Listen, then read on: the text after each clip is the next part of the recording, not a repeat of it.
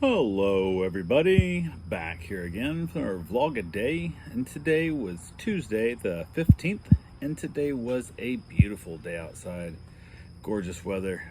Bit of rain here and there. Didn't rain too much at our house early in the day. It rained in the afternoon, later in the evening, but overall pretty good. I got caught in a bunch of rain up in Ormond and that, but got this morning. It was a fun night. Ended up sleeping out on the couch, trying to keep the dogs as quiet as I could. We've got a couple dogs that just they're I don't know, they're not great dogs. Let's just put it that way. So a lot of just the slightest noise, or like even like a toilet flush in the end of the house, they start barking and stuff. Another dog walks by them, they start like trying to attack them from inside their crate. Outside the crate, they're harmless and fine, but they're like they have to sleep in the crate. They won't sleep outside the crate. And I'm like, whatever. So I don't know what's up with that. So it is what it is. So I slept out in the living room with them, trying to keep them a little more quiet, keep better eye on them and stuff. Had, for the most part, everything was going fine. Another dog that I was watching, he sleeps in the crate perfectly fine. Like, she's great in there, she has no problem at all, and kept everybody for the most part quiet. But I don't sleep real great on the couch, so got that done though. Got up, got the dogs outside, got it all taken care of and stuff, and so on and so forth. When I got the dog out of the bedroom, so I had a couple dogs in there as well with my wife, and then end up getting them settled in, getting them fed, whatever.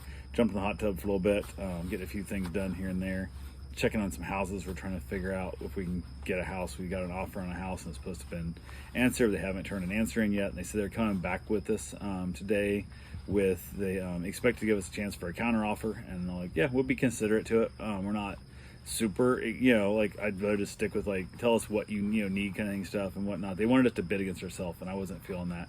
So they said they'd come back to us today with a counter offer. Talked to my wife, she said she wanted the house, and I said, okay, I'll do what I can. So I went ahead and basically figured just waiting for that the answer to get here. So jumped in the hot tub, relaxing there and stuff. My lovely bride got off to work. Actually got out of the hot tub before she left for work, right as she was leaving, so she didn't have to deal with the dogs and having dogs get slobber and stuff on her, work clothes. So chatted with her real quick as she took off, finished getting the dogs inside, all that good fun thing, hanging out here in the yard for a little bit with the dogs, waiting around. One of the dogs is going home today. Wasn't sure what time they're going to pick them up, and I was wanting to run up to Ormond to move some records down to where my father-in-law is staying at the assisted living center, what do you want to call it, and all that good fun stuff. So I went ahead and said, hey, do you have any time you want to come get them and stuff and whatever?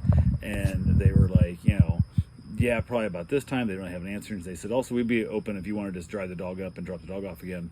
We'll, give you the $20 type thing and stuff. And I'm like, yeah, that shouldn't really be a problem. So went ahead and I said, at time they had an appointment on the computer.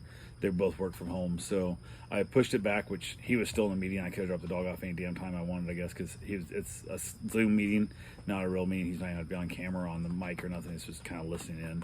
So I could have dropped the dog off any time, but instead I waited around until the meeting was supposed to be over. I get there, he's still in the meeting. The meeting's now like half an hour late. It's running long. So dropped the dog off, everything's good there. I was going to take Ollie with me, which is another dog I'm watching, and basically kind of leaving the truck while I was doing stuff. And I said, hell. So I left him home. They were getting along fine with their dogs, so they're fine there. But dropped the dog off, headed on up to my father-in-law's house, packed up like 15 boxes of records, and it literally a squat in my truck. Like, that's how much, like, the entire bed of my truck is one layer of records high, standing up on end. And like, my truck's literally squatting down, which ironically enough, when my truck has a bunch of weight in it, it rides way smoother, but it's gonna get much shittier gas mileage and doesn't stop as quick. And so there's a lot of reasons why you don't want to put an extra 1,000 pounds or 1,200 pounds worth of the bed of your truck at all times, although it does ride like a dream. So I remember my 1-ton van, when I had to load it like full, like going to a flea market or something, like an antique show, and it was like super heavy stuff. God, the thing rode like a Cadillac. It just rode like a dream. It was so amazing. But it's hard to stop when you're doing that. So there's no reason to carry that extra weight if you don't have to. Although I've thought many times about adding like a bladder, like water bladder in the back, that I could just basically fill up when I want to, have a smoother ride. And then if I have to haul a load, just drain the water out and refill again later. But especially when moving here to Florida, I really like the idea, because it's no chance of it freezing. Where at home, I'd have to only be able to do it in the summertime, or I'd have to like fill it full of antifreeze, and that defeats the purpose by draining it. So, but I just love the way the truck rides when it's fully loaded. It's amazing. But again, my stopping distance is much worse, and so on and so forth. So it's not safe. But went ahead, got the records all loaded up, and just takes a while. I'm taking 3 boxes per dolly load at a time, load them in the truck, and they're heavy. Like I said, it's probably 1,200 pounds. I have to look and see, but it's like I said, it's squat in my truck, so it's a lot. Went ahead, and I'd say probably as much as 2 yards of dirt, like a big scoops of dirt. So it was a lot. So when I hauled them up to the assisted living place, basically ran them all up there. It was like 5 trips, so that it was. back and forth up and down the elevator and waiting for the doors, and the automatic doors are super slow, and it's not the quickest way to go. So I stopped to sign in. She put a sign in thing, and the lady's like, what? I'm like, here, bring him some stuff, to Richard and stuff. She's like, oh, he's down this hall. I'm like, nope, he's not. He's on the second floor. He's not on this first hall. I have no idea what they're talking about. But it didn't have any signs. So I stopped right there. I get ready to fill out the thing, and she's asking where I'm going. I'm like, you have signs everywhere, so I have to be signed in. But just said to hold it. Ran this out there, made multiple trips, got that all done, and then basically pieced right out because I didn't have time to mess around because I was already having to get back for the dogs and stuff at the house. And I was halfway up there, so that was why only reason I went and got the records at all. So I wanted to get them out of the room because they're stacking them up, and they didn't take a dolly with them up to his place, so they've been putting them in the record room and just they're climbing around them. It makes it much more dangerous. Somebody's gonna trip and fall and break a hip or God knows what again, kind of thing. So got that done, got back at the house, hung out with the dogs and stuff. On the way, I turned down different roads. I always kind of turn on just random roads in my neighborhood, looking for different houses for sale. Saw another house, looked it up and whatnot. I reached out to my agent. He said, hey, can we go see this house tomorrow and stuff? When's the soonest we can go see the house?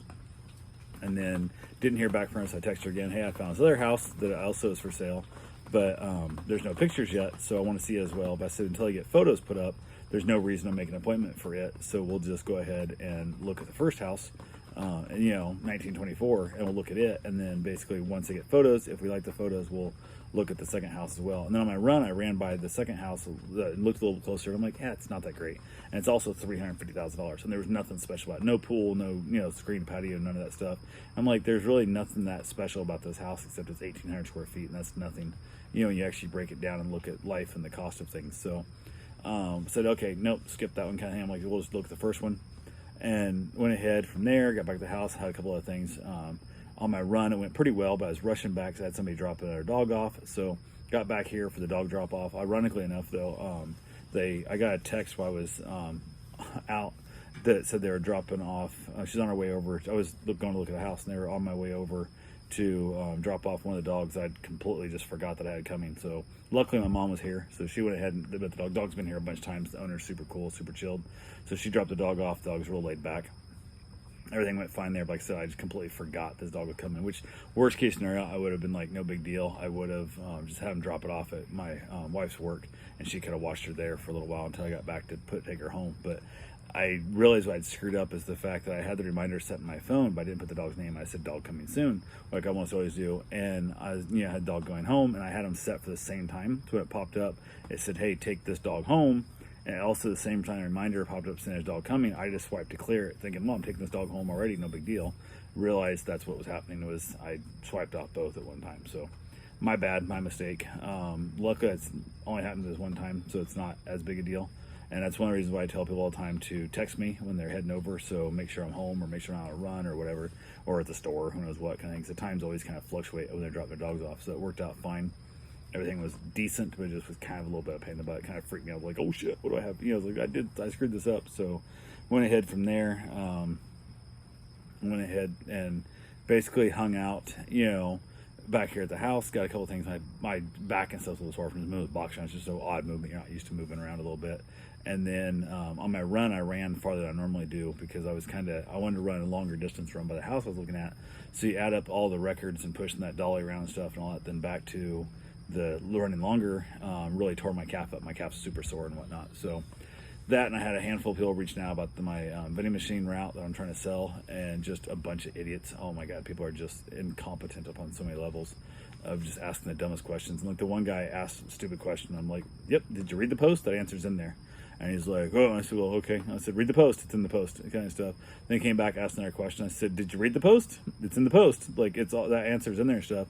And then I came back, he asked me like a third question. I said, did you read my post at all? Like, did you truly answer my question? Did you read my post? Because every question you've asked me is in that post. It's answering. He goes, well, it was really repetitive. It was really, really long. I didn't feel like reading that much. I'm like, it wasn't that repetitive. It's a couple little things that's cliff notes are on the top. I repeated it because I had a bunch of idiots who kept asking me dumb questions that was already in the post, and I'm done answering your questions. If you ask me a question that's not covered in the post, I'll happily answer it. But until you read the post and get the answers that way, so from now on, why would you think it's shorter to read it when I type it out to you now, as opposed to just reading the damn post and getting all your answers to begin with? So just ask yourself the question, read the post, and see if it answers it. Or here's an idea: read the whole post first, and then ask the question. It's probably already been answered because I know what this is like. I've bought a bunch of these routes before, and I've had to ask these questions to other people when I wanted to buy their vending routes. And these are all the questions I had to ask, because most people said vending route for sale. That's all they said. I answered every question I've ever asked about vending routes. I answered them all in my post, so there was no reason to waste our time here. And haven't heard back from the guy from since then. Which I thought, if you're that lazy that you're not even willing to read, and it's not like it's 42 pages long. There's no, it's literally, it's a 7-minute read maybe. If you read slowly, it's 7 minutes. Like, it's probably a 4-minute read if you read fast, so, or normal speed. So I'm like, whatever, piss off. So that didn't go well. Had a couple of people ask me dumb questions, and got a bunch of people. I got one guy who wants to buy one of my machines and not the whole thing, and it's just a pain in the butt. I've just been so busy with anything else, I haven't had time to really mess with it. But I'm just, interesting people. So from there, hung around. Karen finally got off work. She got back home, ended up having herself a nice little dinner, chilled out the dogs, got them all fed, got that all taken care of. Came back out here, enjoyed the evening a little bit. We had some rain here and there, off and on, not too bad. I got a lot more rain up in Ormond and Port Orange, dropping all the records off. It was raining when I was doing that, but luckily they're all in boxes, so I wasn't worried about getting wet, ruined or nothing. But overall, it's a pretty good day. Just dealing with a few idiots here and there and whatnot. So reached out to another mortgage lender to see about getting a mortgage on the house that we own right now. That way we can just basically make cash offers on properties instead of, because we've lost out to a few houses because other people are even offering less money, but they're offering them cash because the financing, people are scared the financing going to fall through. And he said it's a bunch of BS. So where are people getting these, like, $350,000, $400,000 cash to pay for these houses? Like, it just doesn't seem often. He goes, they're not. He goes, they're just straight up lying. He goes, I have clients of my own that I know are doing this. They're telling people they're pre-approved for the loan. I got the paper on my desk, and they're sending stuff, and they're just answering the question saying paying cash because they just don't care. Like, the sellers aren't checking it, aren't verifying the funds to prove they have the money there. They're just accepting the guy's offer, and the guy's just blatantly lying about it. I'm like, really? So these people are just then going to get a mortgage? Yeah. He goes, you can do the same thing. Tell them you have cash. He goes, you're approved. Just tell them you have the cash, and then as long as the closing, you show up with a check. It don't matter if it's from us or from you. And I'm like, son of a bitch. Which, I'm not that dude. I can't bring myself to lie about something as stupid as that.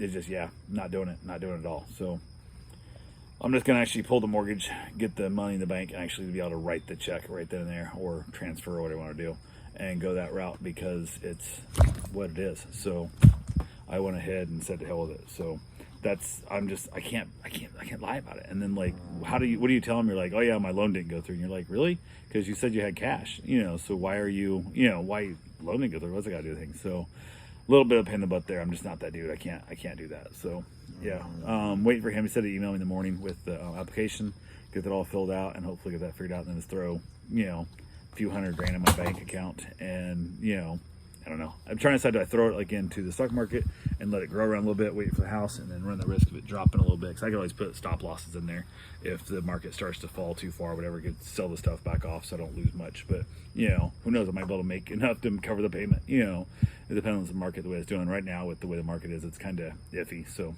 my Tesla had dropped back down again, which I almost dumped. Like $50,000 back into Tesla because I sold a bunch of Tesla off to buy this other house that fell through. That I wanted to buy a bunch, but I just don't really know what they're doing quite yet. It's one of those things where it is what it is. So this dog right here is really becoming a turd, aren't you? Aren't you, Ollie? You're being a turd, trying to knock over my cups and stuff. Yes, you already did it once today. Knocked over my table, or knocked into my table, knocked over my Yeti cup full of Mountain Dew. Like, literally hadn't even taken a drink of it yet. So 24 ounces of Mountain Dew just pouring out across my deck as it knocked the lid off and everything hit the ground. So kind of being a little bit of a turd hit. He gets back in there and just slams into stuff and freaks out, hits the chair, and just, yeah, I'm gonna be so happy when he goes home tomorrow. He's unfixed male, and he's just been pissing on everything. He's been pissing on my, fire pit, and he's been peeing on my curtains out here and stuff, and I gotta take them all down, washing and stuff, and he's just marking his territory on everything, and peed in the house a few times. So he's definitely on my list of never coming back again, because he is, and the sad part is, he's a super nice dog. Like, I'm like, if you get him neutered, guess what? 99% of that problem would go away. Get him neutered. That's all it takes. Get him neutered. They'll stop pissing on every damn thing in the house. But yeah, it is what it is. So I should have known during the meet and greet, he lifted his leg, he was going to pee on in the house, and I scolded him. I thought, okay, get him outside, let him pee on anything outside, he'll be fine. No piss on stuff in the house too. So yay, I can't wait for him to go home. I'll be glad to see him go. So but yeah, other than that, wonderful fine day, and that's all I got for right now. I will talk to you guys tomorrow. Have yourself a safe, wonderful day. Thanks for watching.